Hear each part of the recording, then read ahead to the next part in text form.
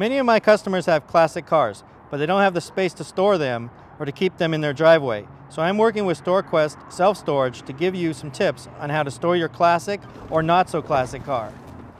Hi, I'm Craig Chaffers, car fanatic and owner of CMC Designs. After searching for the right storage facility, I chose StoreQuest. Not only do they have indoor storage, but they also have outdoor and outdoor covered storage. One of the huge benefits of putting your car into a storage unit instead of your driveway is safety.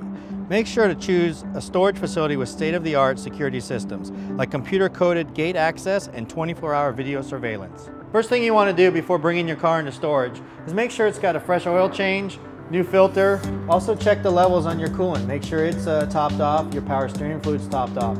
And always, don't forget, disconnect the negative side of the battery. That'll prevent any kind of drain. So when you go to drive this thing later on, you still have a charge in your battery. Another tip is to put some plastic down, so when you come back and visit it, you can see if you have any leaks or drips. When a car sits for a while, it can develop flat spots on the tires, so I recommend adding 10 extra pounds of air in the tire to help prevent that. We also want to chock the front and the rear of the tire as well. Don't use the emergency brake, because what happens is it can fuse onto the rear brake drums and then the car won't roll at all. When storing your car for long periods of time, it's best to add a fuel stabilizer. That'll prevent the fuel from gumming up in the lines, and the next time you want to drive it, you'll be ready to go.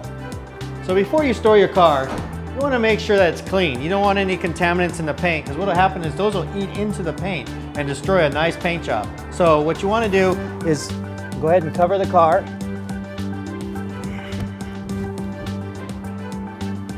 What you want to do too is at least visit it once a month. You know, drive it out, get the fluids going, get everything moving. The biggest problem is the hoses will start to break down and the belts will start to crack. So you want to make sure that it gets a little bit of warmth in the engine, and then you could put it back in here and cover it back up. The last thing you want to do is remember to maintain your car insurance. Your rates might slightly be higher when you add the car in the future. I hope you enjoyed my tips on storing your classic car. To learn more about StoreQuest self-storage facilities, visit storequest.com. StoreQuest.